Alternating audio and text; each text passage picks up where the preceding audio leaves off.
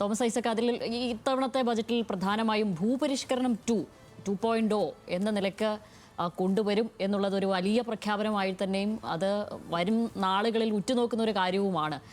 ഒരുപക്ഷെ ചിലപ്പോൾ അത് വ്യവസായ നിക്ഷേപം ആകർഷിക്കുന്നതിൻ്റെ ഭാഗമായിട്ടോ അല്ലെങ്കിൽ അതിനനുബന്ധമായിട്ടോ അതിന് രണ്ടും കൂടെ പരസ്പര പൂരകമായി ചേർത്ത് വിടാവുന്ന കാര്യമായിട്ടോ ഒക്കെ നമ്മൾ അതിനെ വ്യാഖ്യാനിക്കണോ? ഏത് രീതിയിലാണ് ഇതിനെ കാണേണ്ടത്? ഇതെങ്ങനെയായിരിക്കും ഇത് നടപ്പാക്കാൻ ഉദ്ദേശിക്കുന്നത്? സ്വാഭാവികമായും പ്രതിപക്ഷത്തിനിടയിൽ നിന്ന് വലിയ എതിർപ്പുകൾ ഉണ്ടാകും എന്നുള്ളതിൻ്റെ സൂചന ഇപ്പോൾ തന്നെ വന്നു കഴിഞ്ഞല്ലോ.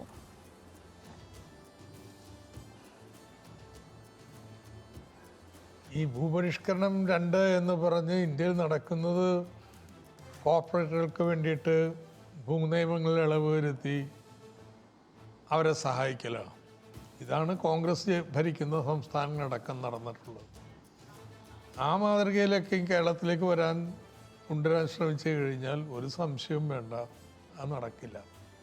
ഏതായാലും എന്താ ഈ 2ാം ഭൂപരിഷ്കരണം എന്ന് പറയുന്നതെന്ന് സർക്കാർ വ്യക്തമാക്കട്ടെ, എന്നിട്ട് നമുക്ക് അതിലേക്ക് പോകാം. ഞാനിപ്പോൾ അതിൻ്റെ പുറത്ത് പിടിക്കുക.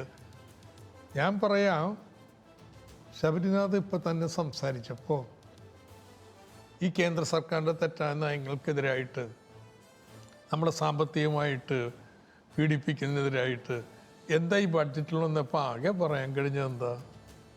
തൊഴിലുറപ്പ് പദ്ധതിയിൽ നമുക്ക് വിഹിതം കൂടുതൽ കൊടുക്കേണ്ടി വരുന്നു, അതേ ഉള്ളൂ. ആ പാരഗ്രാഫിൽ പറഞ്ഞ കണക്ക് വെച്ച് 2222 കോടി വേണം കേട്ടോ. നമ്മൾ 1000 കോടി രൂപ 1400 കോടി രൂപ പകിരുത്തിയിട്ടുണ്ട്. അത് ഇപ്പോൾ ഒരു ഭാരമാണ്. വേറെ എത്ര എന്തെല്ലാം പ്രശ്നങ്ങളെന്ന്, നമ്മുടെ വായ്പ, നമ്മുടെ മറ്റ് കേന്ദ്ര സഹായങ്ങൾ, ഫിനാൻസ് കമ്മീഷൻ തീർപ്പ്, ഇതൊക്കെ ഒരു നയപരമായ നിലപാട് കൃത്യമായിട്ട് വ്യക്തമാക്കേണ്ട ഒരു സംസ്ഥാനം. അതാണ് ഞാൻ പറയുന്നത്. അതിന് വലിയ വീഴ്ചയുണ്ട്. തനത് വരുമാനം വർദ്ധിപ്പിക്കാൻ ഒരു പരിപാടി ഇല്ല, പറഞ്ഞിട്ടില്ല, ഒന്നുമില്ല. ഉണ്ടെങ്കിൽ പറഞ്ഞോളൂ. കേന്ദ്രത്തിൽ നിന്ന് വാങ്ങുന്നതിന് ഒരു പരിപാടി എന്തെങ്കിലും തർക്കിക്കാൻ വെച്ചിട്ടില്ല. പിന്നെ കടം മേടിക്കുന്നതിനെതിരാണ്. 5 ലക്ഷം കോടി തന്നെ ഭയങ്കരമായ കടമാണ്. സ്വാഭാവികമാണെന്ന് ഈ ബഡ്ജറ്റിന് പറയുന്ന കാര്യങ്ങൾക്കൊന്നും പണമില്ലാത്തത്. ഈ വരവും ചെലവും ഒപ്പിക്കലല്ല ബഡ്ജറ്റ് എന്ന് പറയുന്നത്. മറിച്ച് നമ്മുടെ അനിവാര്യമായ ചെലവുകൾക്ക് വേണ്ടിയുള്ള പണം മാനേജ് ചെയ്യലാണ്. That is the management.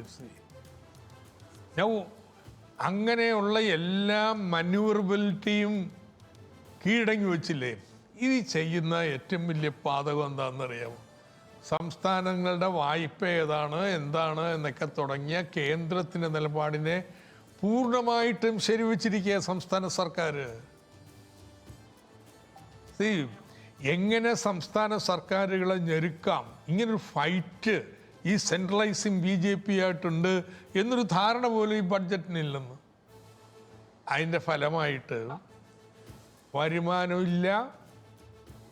അതുകൊണ്ട് കുറച്ച് നടപ്പാക്കാൻ ഒരിക്കലും പോകാത്ത കുറച്ചധികം വലിയ വലിയ കാര്യങ്ങൾ പറഞ്ഞിട്ടുണ്ട്. ഇങ്ങനെയുള്ളൊരു പോക്ക് കേരളത്തെ പുറകോട്ട് കൊണ്ടുപോകും. ഇതാണ് എനിക്ക് പറയാനുള്ളത്. Thank you very much.